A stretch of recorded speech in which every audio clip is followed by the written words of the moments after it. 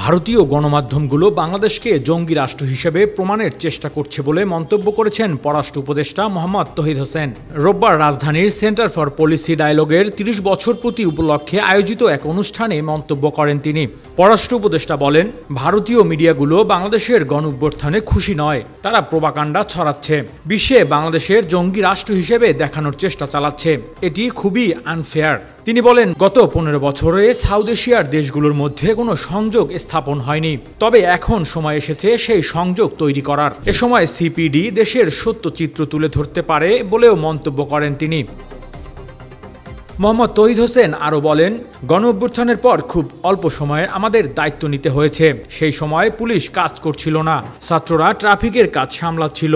পরে ধীরে ধীরে পরিস্থিতি নিয়ন্ত্রণে আসে। একই অনুষ্ঠানে ট্রান্সপারেন্সি ইন্টারন্যাশনাল বাংলাদেশ টিআইবি নির্বাহী পরিচালক ডক্টর ইফতেখারুজ্জামান বলেন, ১৯৯০ সালের পর যখন গণতন্ত্র আসবে আমরা ভাবতে শুরু করলাম।